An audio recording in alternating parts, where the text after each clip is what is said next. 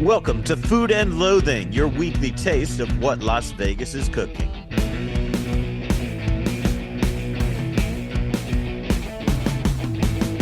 I'm your host, Al Mancini, joined this week via Zoom by our engineer, Rich Johnson. Our co-host, Samantha Gemini Stevens, is making her way back to the Northern Hemisphere in time for the Fancy Food Show. Honestly, I have no idea where she is right now. Somewhere in Sydney, last I read, but, Sydney's a big town. It is, man. So by the way, yeah, she's coming back so that we can record at the Fancy Food Show, which is coming up. Reminder of that, it starts this coming Sunday as this episode drops. It runs Sunday, Monday, and Tuesday. We're going to be there at least one of us will be there every day of the 3 days. We'll be exploring things. I'll be hosting a Shark Tank competition there. We're going to be setting up in a booth. We're going to be interviewing people. So we're getting a whole Fancy Foods episode coming to you next week. Munching. There will be munching and sampling as well. Yes, lots of sample munching. So that's next week. But this week, let's see what we got. I think we got a show. Rich, how you doing? In honor of Gemini's 5 weeks in Australia, I just finished a great Australian series on Netflix called Deadlock. It's probably the best Tasmanian lesbian murder mystery comedy I've ever seen. Wow, that is tight. You sound like when I worked at magazines and we wanted to give out awards, so we just made up fucking categories. Yeah, exactly. It's like, hey, I like this. Let's make up a category that it'll fit. And by the way, every magazine does that. Yes. Dirty little secret. Nobody wants to tell you that shit, but people sit around and that's a whole other story. Look, we've got a big show for you today. At the center, I'm going to sit down with the creator of Happy Hour Vegas. This is a website, and it was created by Andrew Morgan. We're going to sit down, discuss the state of happy hours here in Las Vegas. We also have news on a couple of local businesses that are lending a hand to the SoCal fire victims. But first, man, how about those restaurant reports? Where we've been eating? Rich, what about you? Well, as promised last week, I did check out the old but definitely improved Farm Basket. As we reported a while ago, developer Jay Dapper and friends took over the venerable Vegas chicken joint that was down to, I believe, just the last outpost on West Charleston. There are now 2 more on South Rainbow and South Nellis. I had the chicken on the bone. That's my, standard. And it was everything it probably was in the 70s. Brined, double-dredged in its mixture of flour and spices, kind of salt and pepper-centric, but in a way that makes it unique to Farm Basket. My biggest complaint about most fast food chicken these days is if it's not KFC or Popeye's spicy, it's anybody's chicken. It's really generic. You do understand that could be said about all fast food, Rich. Well, no, I mean, there's like 1 or 2 things that stand out, and the rest of it is all one heaping pile of shit. No. The Whopper is very different than a Big Mac. Come on, you know this. Anyway, very, very different is only used by somebody who has a very narrow definition of what a hamburger is. If you think they're very different. Hey, I've had enough Five Guys, and I've made my own. I know what a good burger can be too. Anyway, if you could tell the difference. You know what? Come over to Nico's at Durango with me. Yeah. We're going to do a triple Wagyu smash burger one of these days. I'll show you how a hamburger can be. I know.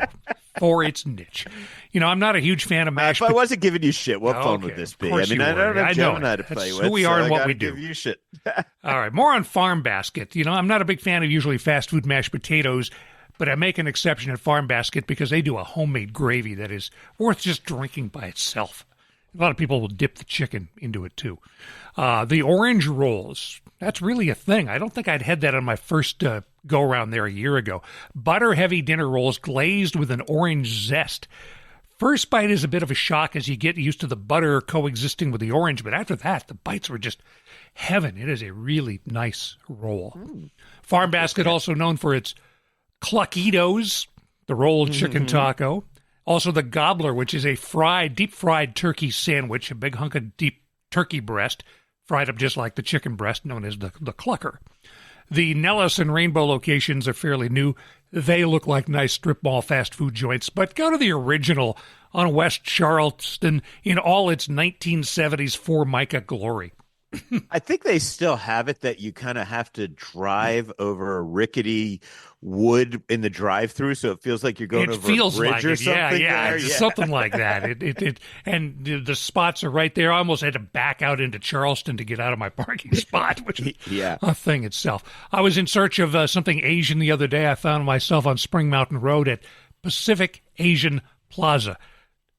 Which one that is among all those, I couldn't tell you. So, Right. but it's there.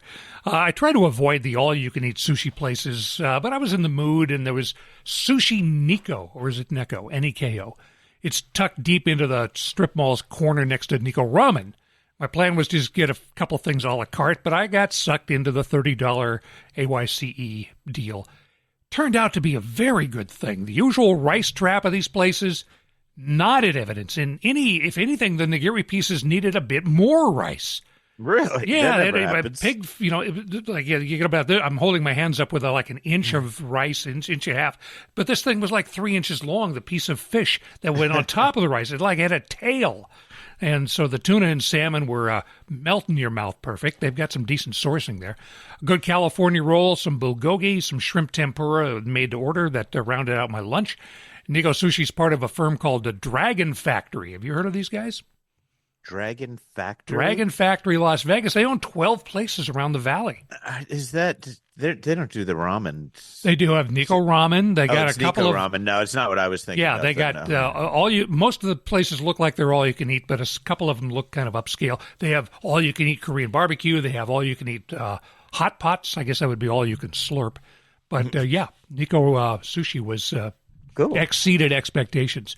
Did a long walk around downtown Summerlin a few days ago, and then ruined it all with a drop at Red Rock at the Lucky Penny for the turkey dinner.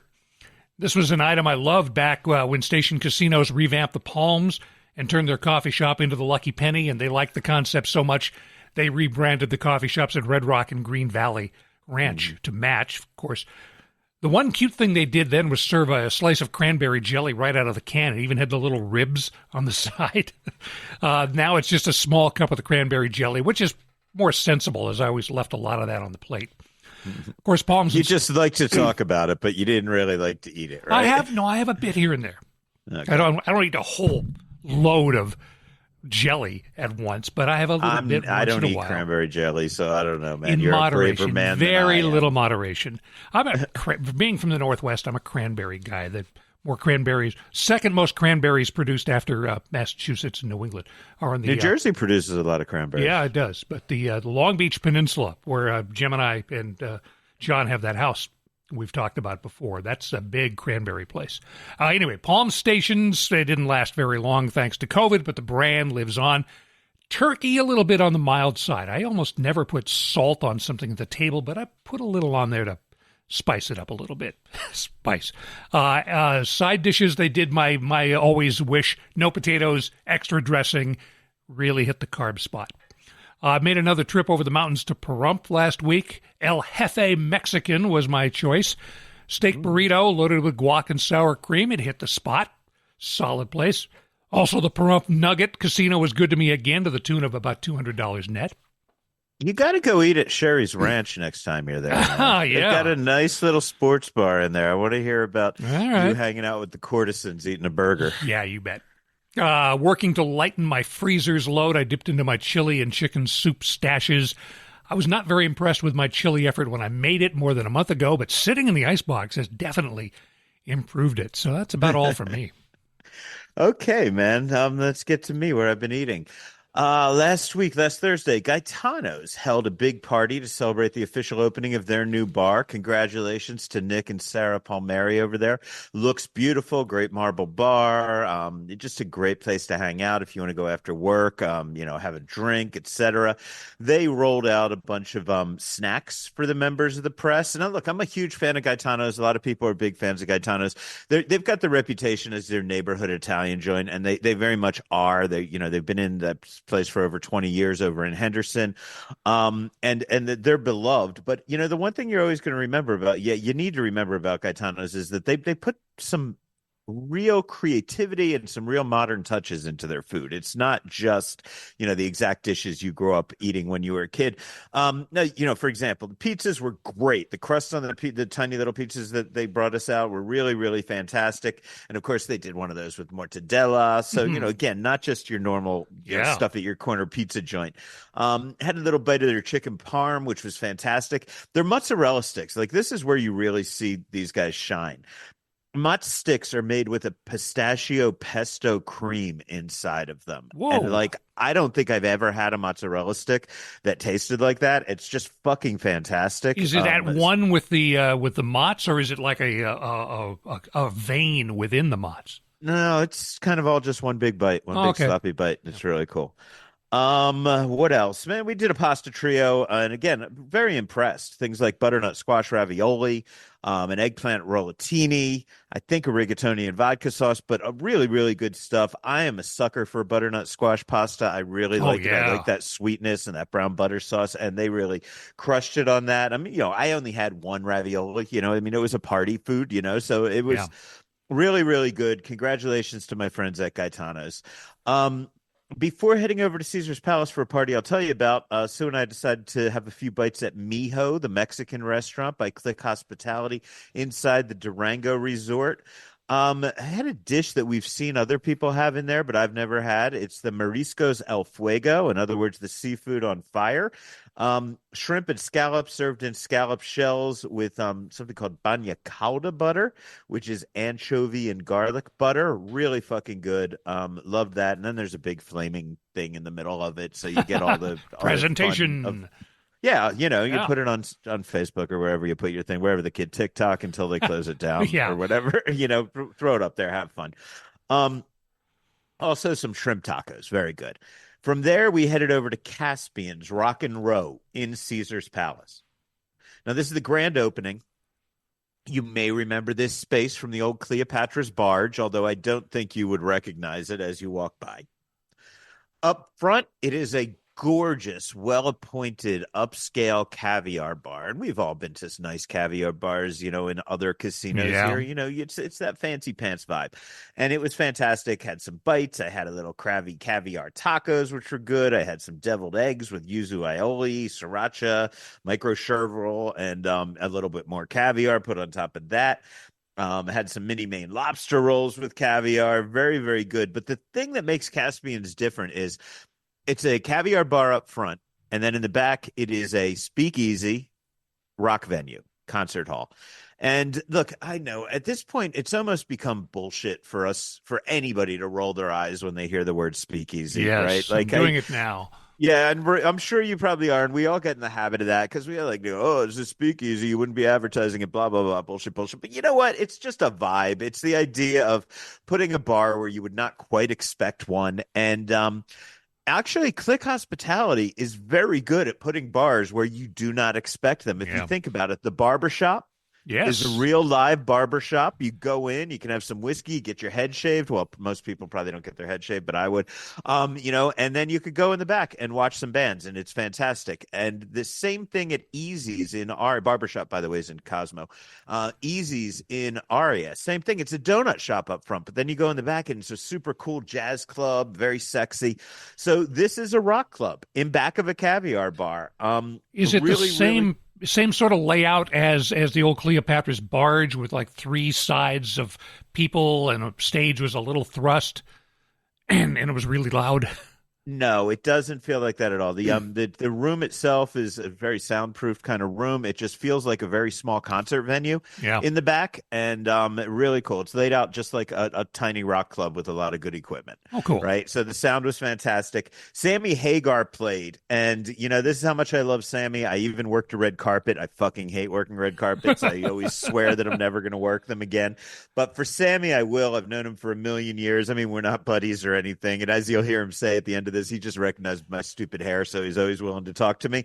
But I spoke to both Sammy and a representative of Caspian's. Let's start with Corey Nigrelli. He's the director of operations at Caspian's, and we began with him describing the venue. It's a combination of a luxury caviar lounge and a live rock and roll speakeasy.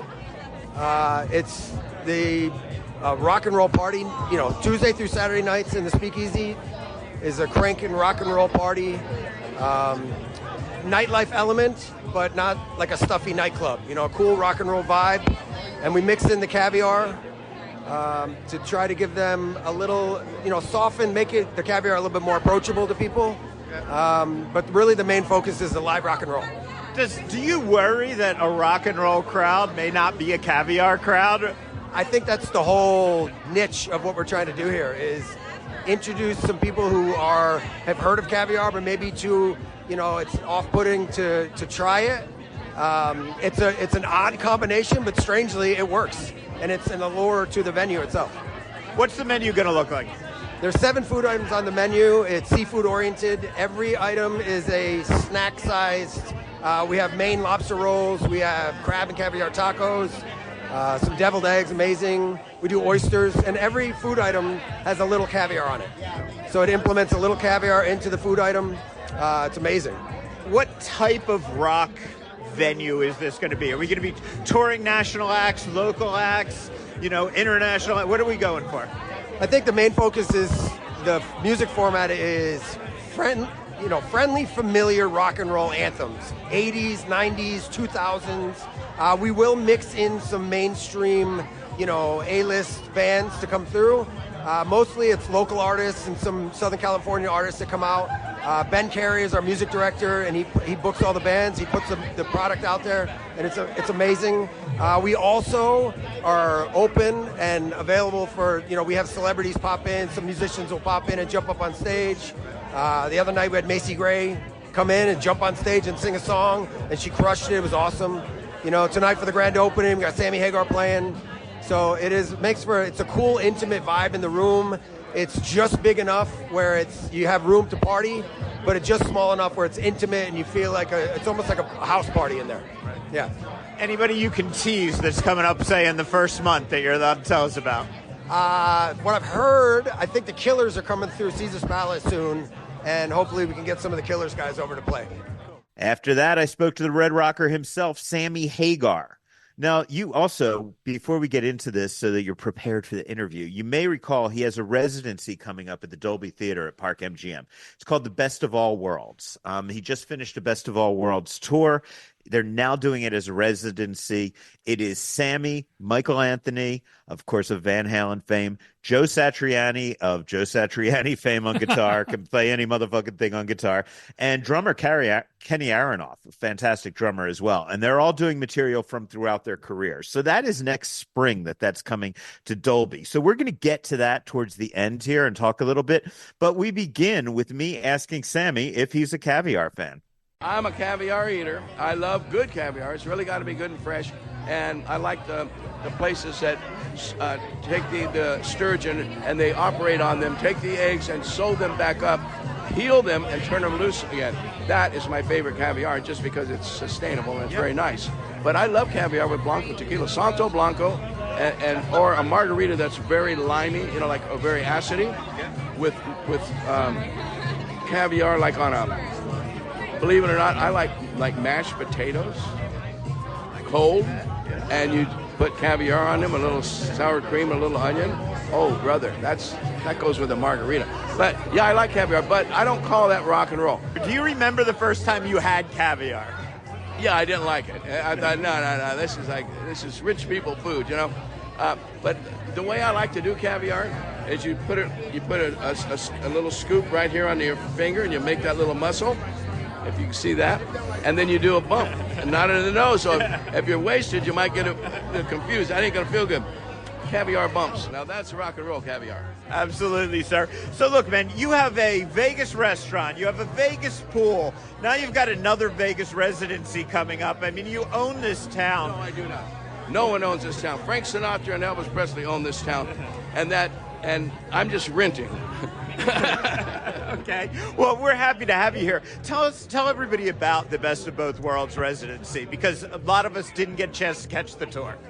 Honestly, I'm so looking forward to it because I can just concentrate on the music. I don't have to travel all day.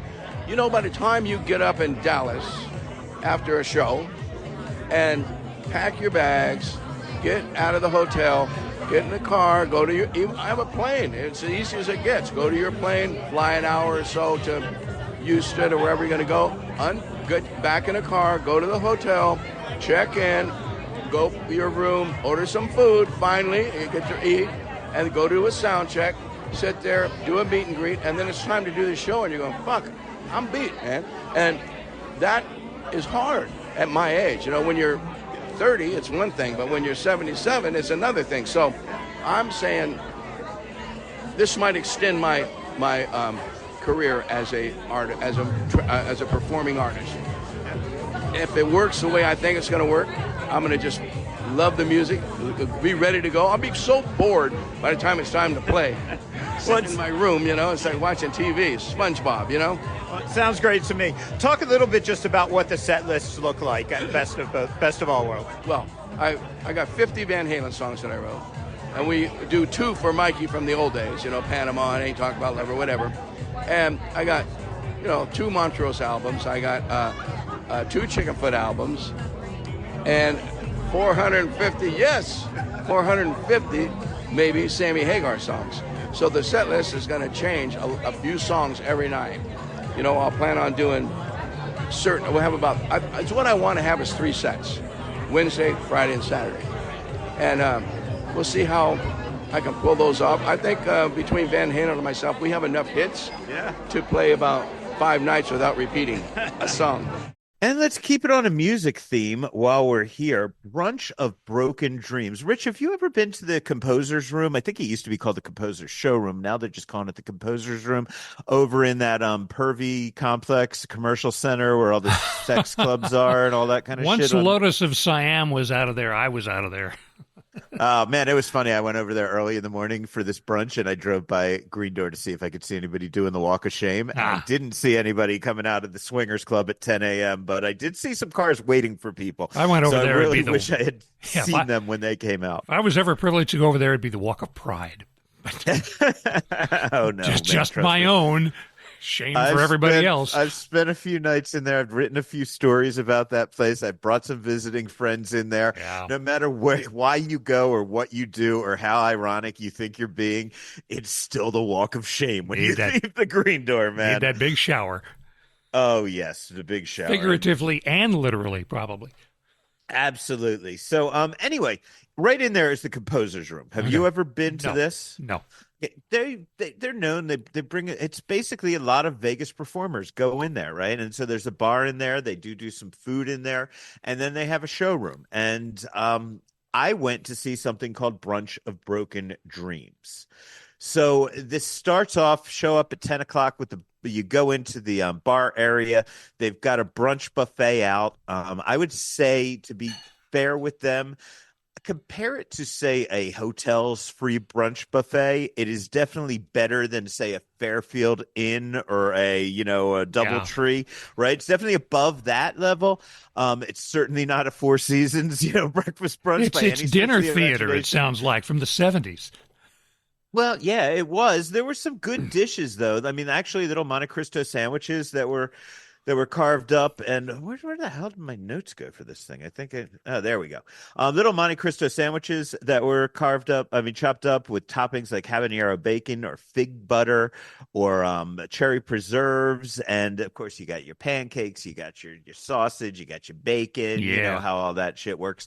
A little egg dish that was kind of like a little omelet, a casserole thing that was very good. So I enjoyed it. And then when you get that done, you could bring your food into the showroom, or you could just go over into the showroom yourself, and you get to see Brunch of Broken Dreams. The name, of course, a reference to Green Day's song, Boulevard of Broken Dreams. This is your basic Vegas show. And by that, I mean your review, right? You got sexy people singing and dancing, like that's Vegas, you know, and sexy people, they sing and they dance. And the theme that keeps this all together, it is music from, I would say, the late 90s through, say, 2010, right? Emo would be probably what you'd call it, although it's purely as a former rock journalist, I wouldn't call it all emo. It's really more of a time frame, and some of the things don't even fit into the time frame, although I don't give a shit if you're going to play me the Ramones. I don't care that you got the years wrong. That was good. But some goofy ass songs like Stacy's Mom with a hot mom dancing around, and Teddy Doesn't Know, if you remember that one. So it's just a really fun show. I had a lot of fun going there. I know the songs. I was reporting on music during that age, so it's not the stuff that I grew up on, but these are all the bands I knew. A lot of My Chemical Romance towards the end of it, which was a lot of fun. And it's just a really, really fun show. I would definitely go over there and I would check it out, especially if you're of that age, which is maybe about 20 years younger than me. And, you really did grow up in that emo era and you want to do a Vegas show, or you have your friends coming into Vegas and you're grown-ups now and you want to do a grown-uppy kind of thing that still harkens back to your youth, I would definitely recommend going to that show. And that, I think, is about it for me this week. Coming up in the news, Vegas businesses support California fire victims. But first, do you love a good happy hour? Of course you do, even if it's kind of sad sometimes. Al sits down with Andrew Morgan, the creator of Happy Hour Vegas, a website dedicated to giving you the lowdown on all the happy hours in our valley. This is Food and Loathing.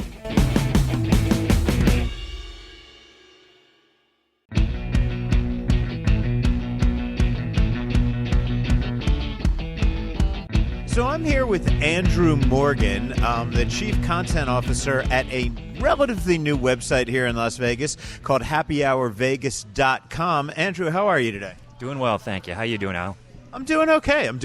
And we met, refresh my memory, was it at the Pizza Festival that we met? God, it was a minute ago. It was at the Pizza Fest at the Industrial Event Space last year.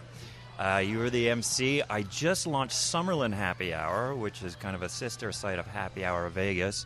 And we got to chatting, and we said, hey, let's keep in touch and see where this goes. So here we are today. Yeah, and I've been online. I've checked out Happy Hour Vegas. It's really, first of all, is it Happy Hour Vegas or happyhourlasvegas.com? happyhourvegas.com. Want to make sure we have that right. So it's pretty impressive. I mean, it seems to be just a relatively complete, or as complete as somebody can hope to get in this day and age, roundup of places that have special happy hour menus, etc. Is that right? Correct. We have about 400 happy hours indexed, mostly by categories. So you can go to the Strip, off-Strip, downtown, Art Center. Here we are in this section of town, and I'm noticing there's a whole bunch of new restaurants popping up. So at any given time, you know this, being in the dynamic restaurant and hospitality space of Las Vegas, there's new ones coming and going every day, So it's pretty exciting.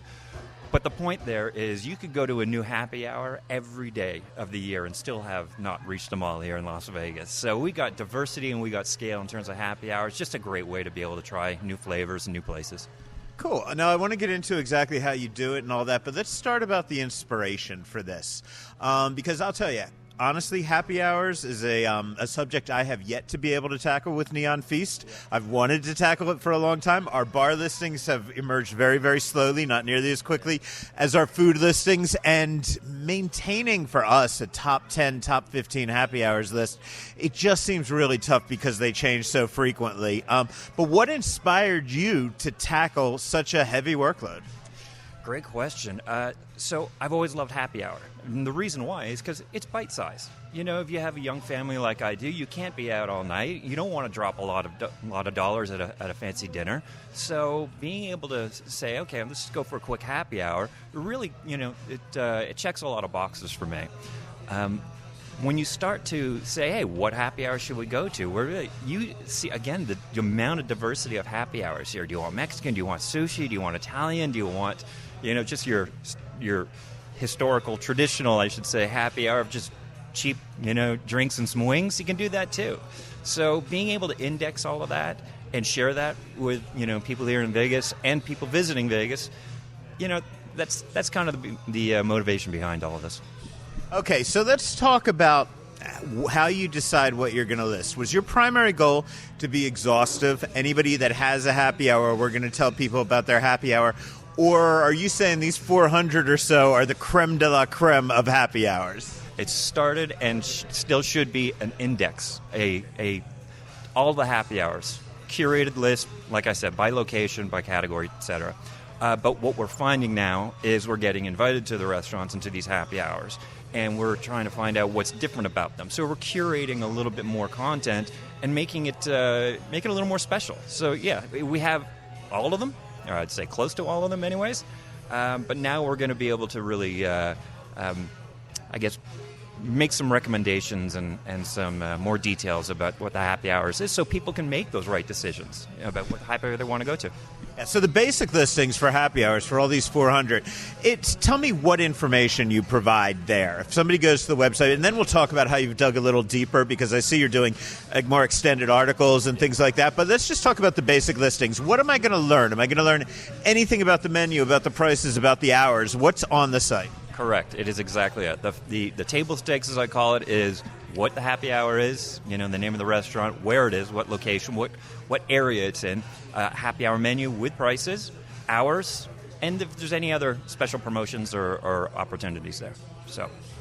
And you can go in, you can hit a tab, it'll take you to Summerlin area happy hours. You can hit a tab, it'll take you to Strip happy hours. It's indexed in such a way, and you also do it by type of food, right? Correct. So again, if you want a Mexican, if you want a cantina, if you wanted a sushi, Italian, etc., you could do that.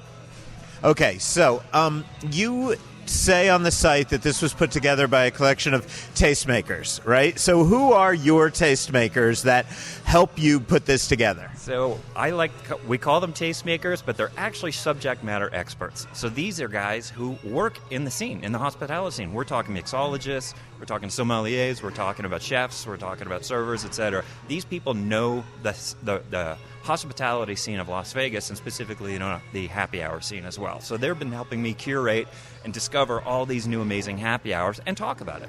So I had a problem personally getting people in the spirits industry to help me out with listings, because they're either employed by a casino that says, they're not going to recommend anything that's not in that casino, or they're employed by Southern Wine and Spirits, or one of those companies where they can't show favoritism to a client. I know that if I had asked them to go anonymously, I may have had a little more success, but we really do try to get people to put their names on it over on my site. Did you have any problems like that, finding people who might have been nervous putting their names on a recommendation as to how that might interfere with where their paycheck comes from? So yes, absolutely. We don't ever want to have that conflict of interest or anything.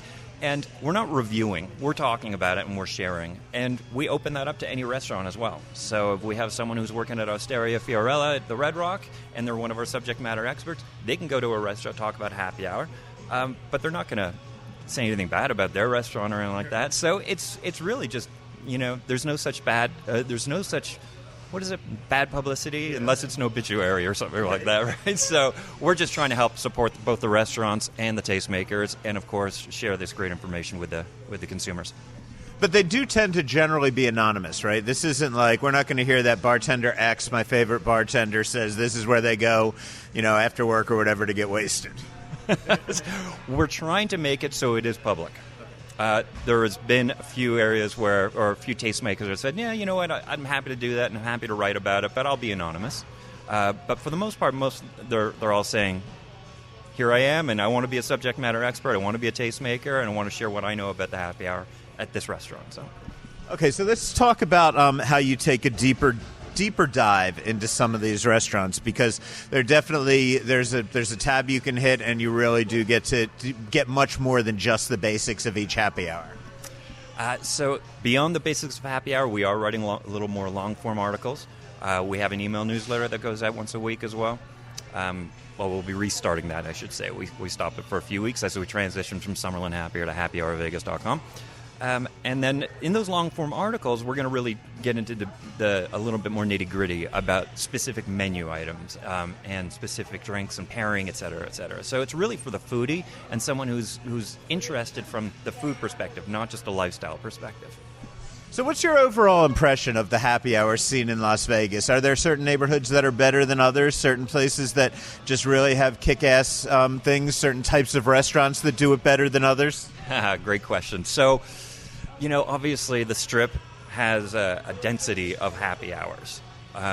However, I'm finding that the newest and really fun happy hours are like downtown, Arts District. I mean, that whole area is really becoming vibrant in terms of new restaurants opening up anyways.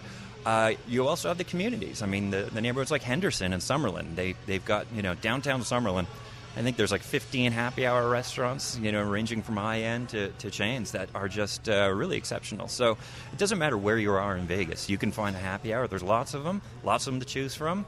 And I don't think a lot of people know that. They don't really think about happy hour. But it's a great way to just try something new, which is the other motivation of what it is that I'm launching with happy hour. There's so much flavors and diversity of flavors in this town. You got to try something new. That's just an amazing thing. And then the other thing too is it's bite size. You're not making a major investment into a dinner or something like that. So it just got people opportunity to really try something new. Yeah, that's what I love about a happy hour menu or a bar menu just about anywhere is I eat out every day for the most part, and when my wife calls and says, hey, let's just go out after work, like, I never want to sit down in a restaurant and do a full meal. Like, if I'm doing a full meal and I don't have to be there, I go home, right, and I do something real casual. But we will meet immediately after she gets off work. We'll sit at a bar somewhere. We'll look at the small bites. We won't spend a ton of money, and we'll get a few tastes. And as somebody who reports on the food scene, I find that a lot of times that's either where you find the signature dishes or you find the new things that chefs are experimenting with, right? So there's good food at reasonable prices on these menus at happy hour. Oh, I'm drinking what you're brewing now. Like, absolutely, that's exactly my motivation behind it too. It's not a long-term big investment or commitment. It is just bite-sized. It's yummy, and there's so much to choose from. And also the experience. It's a social hour. It's time to be with friends and family or coworkers, meet new people, etc. So there's absolutely nothing wrong with that, Yeah. You're not getting sloshed and driving home and causing trouble. You're going for a drink, something new. Try something new, something that pairs well with this food or whatever it is. Meeting some new people. We all need a little bit of that love and the happiness in our life, I think, so. So when I asked you if you noticed any neighborhoods, I love that you mentioned the Arts District. I've been a champion of the Arts District for probably about 5 or 6 years now. I think it's one of the coolest up-and-coming neighborhoods. I've been asked to do Vegas City Cast tomorrow, and the idea is what are the up-and-coming foodie neighborhoods? So I'm going to just turn that around and ask you, what are the up-and-coming bar scene neighborhoods, happy hour neighborhoods? Yeah, neighborhoods, I would definitely recommend the Arts District. And downtown as well. Then if you're thinking about off-strip, I mean, there's a ton of these places. The Virgin Hotel, for example, the Palms, etc. These guys all have a range of amazing happy hours, too. I love that you said the Palms because I think Scotch 80 Prime's happy hour is one of the best in Las Vegas. With a great sommelier there, too, absolutely. And if you're not happy with it, just go upstairs to Vetri, which is a much smaller happy hour menu, but it is the most affordable way to experience one of the best restaurants in Las Vegas. And with a view of the Strip, that's almost a must-see happy hour, What's the general rule, happy hour booze? Half price, something like that? That's the standard. I'm looking at PT's ranch next door as I pulled in here. 50% off, booze between 5 and 7 or whatever it is. That's pretty much the standard, half off. But what we're seeing is a lot of, like Ciao Vino. I'll be there tomorrow, actually, for happy hour. We're going to be trying some, and they're doing some interesting stuff with the food and the wine. They're doing pairings. I've never heard of a pairing at happy hour. So I'm very excited to try, what they're offering on the plate, but then how it pairs well with the wine. I mean, this is the only place where you can get, like, Camus by the bottle at a happy hour. Yeah. That's pretty fantastic, actually. Yeah, and I think that just sets the stage for the things you could do at happy hours in Las Vegas. I mean, I always say, and I'll throw another one out there, and this isn't, actually, I don't even know if they have a happy hour menu, but the place I most like to go is Anima and eat at the bar there, because I can always say to them, hey, what's new on the tasting menu? Can I just have that as a one-off dish? And they'll do it for people, So I love the fact that you can be eating at places that are worldwide recognized restaurants, award-winning restaurants, when we have so many that are both on and off the Strip that are like that, and you can go in and get some details. Let me hit you with some things that I know people always ask about. I know you've got 400 of these, and if I try to quiz you on them, it's sort of a dick move, but I'm going to do it anyway because people do it to me all the time. Yeah. So, look, everybody wants to know oysters. Everybody's always looking for dollar oysters, $2 oysters, etc. You got a good happy hour for oysters? Isn't the best one at Palace Station? The oyster bar there, I think that's always $1 or something going on there. Oysters, there's obviously our friends at Station Casinos. They have oyster bars now at both at Durango and at Red Rock. So I don't think they have a happy hour, but they do have promotions. They have deals certain times during the day. So, which is another funny thing. A lot of people shy away from the term happy hour. So just because it doesn't say happy hour doesn't mean that there's not one. They might call it social hour. They might call it aperitivo. Happy hour has always got the stigma of being, cheap, dirty drinks kind of thing after work. So a lot of the higher-end restaurants want to offer that happy hour, attract those new customers, but they're not, without kind of degrading their brand, I guess, if you will. Let's talk reverse happy hours, because I was reading one of your reviews of Herbs and Rye, which I think Herbs and Rye and Cleaver are two of the best reverse happy hours in Las Vegas. But let's talk about what a reverse happy hour is and some of your favorites in town. Yeah, so two types of reverse happy hours, and from what I've learned and what I've read here. Herbs and Rye has a reverse happy hour where they're not really emphasizing the drinks. It's the food that's on happy hour. So to me, that's kind of like an opposite of a reverse happy hour. They're really focused on food. And we know Herbs and Rye and Cleaver, they're just foodies, and we love that. The other reverse happy hour is the times, So it's like between, before 6 p.m., there's a happy hour, your standard happy hour in the afternoon. Then it's dinner service. And then after dinner service, happy hour starts again. So, they can go from midnight to 2 or something like that. Eldorado Cantina, for example, in Summerlin has that reverse happy hour. I think Parkway Tavern has that reverse happy hour. Really trying to capture the people who are after dinner or a lot of the hospitality workers when they're finished their shift. So another thing that I always throw into the category of a happy hour menu, it's not technically a happy hour menu, but it's a good way to get inexpensive bites. Game day menus, either during a football game, during Golden Knights game, etc. Do you track those at all? We do. We try to. A lot of them aren't forthcoming in terms of sharing that information. Not that they're trying to keep it private. They just don't have it on their website or they don't speak about it. But as an example, Lucille's at Red Rock Casino, the barbecue. They have, when there's a Golden Knights game on, happy hour all night. That's an amazing thing. I think Mackenzie River, same thing, also in Summerlin. Durango Casino also has an amazing tailgating, happy hour as well. I think it's at the George. So, yeah, that's become one of my favorite places to watch a game when I'm not in the Fortress is the George, very close to my house. I also love Ellis Island in the front yard, and they've got good game day menus as well. It's true, that's off strip too. I love that. Again, just it speaks to the amount of happy hours that are around town. You don't have to go on strip. You don't have to go all the places that you would think have the best happy hours, and they do. But Ellis Island's another great example. And while I'm on the topic, sports bars have really just emerged as one of the big deals in Las Vegas over the past few years. So I'm wondering, as someone who reports on the bar scene, I have a theory, which is that places like Flanker and Guy Fieri's sports bar and places, and even the way that they do Stadium Swim and things like that, those would not have existed years ago when they wanted everybody at the windows in the sports book making their bets. But now that you can kind of just still bet, the casino's still making money because you're betting from your phone. They've built these Flanker is just such a gorgeous place to watch games, and as I said, there are several around town. What's your thoughts on the evolution of the sports bar in Las Vegas?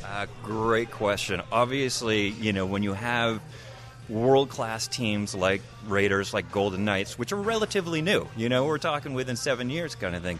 You're right. Sports bars and sports books and the whole sports industry really was not very existent here. So with the add-on of these professional leagues and teams and everything like that, this become a real sports town. And as a result, everyone's embracing, including the restaurants. You look at Whiskey Stadium. It's right next to Allegiant Stadium, right? One of the best happy hours. Seriously, great happy hour. I highly recommend that place. So, and that's just one of examples. Like you said, flankers. There's tailgates. Tailgaters. There's all sorts of other, kind of sports bar themed happy hours that you can try out. So. Cool. Well, look, man, I really appreciate your time. Tell people how they can follow you, how they can get more information, where the site is, where your newsletter, sign up, all that stuff. Yeah, it's simple, happyhourvegas.com. Come check it out. There's a place where you can sign up for the email newsletter. We send that out once a week with the featured happy hours and some of the articles that we're publishing every week. We're just now getting started with our social efforts. And you can always catch us, at our favorite happy hours as well. Come join us. Come say hi. We'd love to see you. So, of course, you're hungry after a hard day of work or a hard night of play. This is Vegas, after all.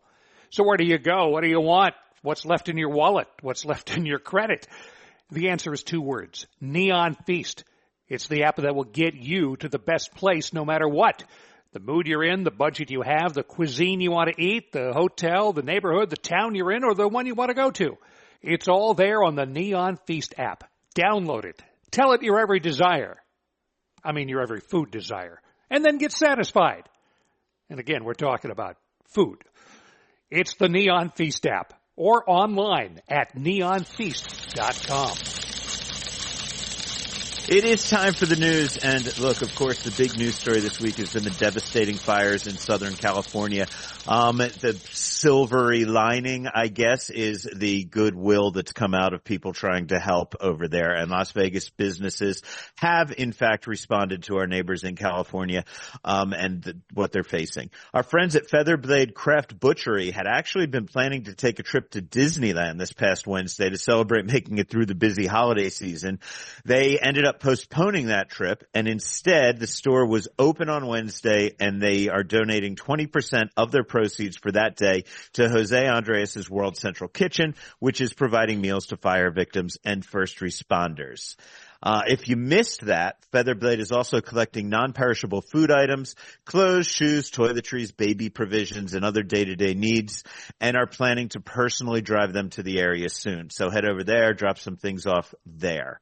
Another way to help, especially if you like hot honey pizza or tavern-style pizzas, you can help the fire victims simply by ordering those items at a pair of local pizza chains. Slice Out Hunger, which is, for those who don't know, the pizza industry's way of fighting childhood hunger, and we've reported from some of their parties during Pizza Expos. They're great people. Scott Wiener out of New York, fantastic organization. They've set up a special fund, which you can donate to, or you can buy special pizzas at participating pizza chains, and a portion of the proceeds will be donated automatically to that fund. Good Pie, which has locations in the Arts District and Henderson, will be donating a portion of all their hot honey pizza sales to the cause. And I spoke to owner Vinny Rotolo about it. We're working with Slice Out Hunger. We're doing 15% of all sales of our good hot pizza in every style, including by the slice. So we're hoping to raise, about $5,000 by the end of the month, and that's with some of our customers and longtime supporters joining in to match whatever donations. We've been asking customers to try to support us and our ability to lend some funding towards the relief fund of the LA wildfires. So that's through Slice Out Hunger. We've worked with them before. We know that they're an amazing organization, and what's great about that is it gives us the ability to band together with our brothers in pizza and sisters in pizza and men and women in pizza across the country, and many, many, many pizzerias that we know of are doing a similar type of thing with Slice Out Hunger. I don't know what I would do if I had to close my restaurant down. I have over 80 employees at both locations. Where are they going to go for, to make their living? Or if I came home one day and my house was gone, or my daughter's school was burned down. Like I know stories of friends that their kids lost their school. These people lost their churches. Like it's a whole community that was just gone. And so the least we can do is spread the word to help contribute and dedicate the sales of a pizza for the month to that. And I'm banding with other pizza operators to see what else we can do to help. Metro Pizza, which has locations throughout the valley, is running a similar deal for all of their cracker crust tavern-style pizzas. They'll be donating 15% of the proceeds from the sales of all 6 tavern-style pizzas at all of their locations through February 5th. I spoke to co-founder Sam Facchini about those efforts and other things you can do to help. So there's 3 ways to raise funds. The first is through actual pizza operations themselves, like Metro Pizza, and like many of the other great pizza operators in Las Vegas. And we were asked to dedicate an LA-themed pizza on our menu to dedicate a portion of our sales between about a week ago until February 5th towards this fund. We have designated our tavern pizzas, which we've renamed for this period of time, the Pizza of the Angels, in honor of the City of Angels. What we're doing with the funds is funneling it towards pizza operations in the area. That will then turn around. We're paying for food for people that have been victims or people that are fighting the battles. And so those pizzerias are also getting support. There's a second way to contribute also, and that is you can do a fundraiser at home. Many people nowadays have their own pizza ovens in their backyard, and we're encouraging them to have a LA Wildfires Relief Fund fundraiser at their home, charge people a fee to come to their house and have a party, and also at the same time collect money to send to this fund. And then the third way would be that you can just get onto the sliceouthunger.org website and go to this page and make a contribution yourself. So they're covering it from three directions. We, of course, are going to be in the pizzeria operator phase of this, and we're getting great support. We expect actually to sell 1,000 tavern pizzas in that period of time, and make hopefully a generous contribution to the fund. Another local lending a hand in a very focused way is Jeff Henderson of the Chef Jeff Project. Of course, Chef Jeff is a formerly incarcerated person who learned to cook in prison. And when he got out, he took those talents to some top restaurants. Today, he mentors, trains, and helps find job opportunities for disenfranchised youth, formerly incarcerated individuals, and anyone seeking a second chance through the culinary world. Jeff posted on Facebook this week he'll be traveling with a team of chefs and former project students to L.A. to cook for first responders, and the focus will be on the Clark County, Henderson, and City of Las Vegas firefighters that are over there. He says they'll try to locate and get close to as possible to our incarcerated brothers and sisters who are on the front lines fighting fires alongside the men and women from around the world who have come. He'll put up a special meal. All this starts on Sunday. If you're interested in getting involved, check the Facebook page for Jeff Henderson. A couple of other fire-related California things caught my eye. I saw on social media Jay Leno on a food line the other day serving meals to firefighters. I don't know Jay Leno, but I know people who know him. He is not just a photo-op guy. I have no doubt he was there for hours filling up plates, the kind of guy he is. Saw a nice shot of a big semi-trailer from In-N-Out Burgers pulling up to a parking lot of what I assume had been a nice restaurant on the PCH in Malibu, all gone now. They're cooking up free burgers for all who came.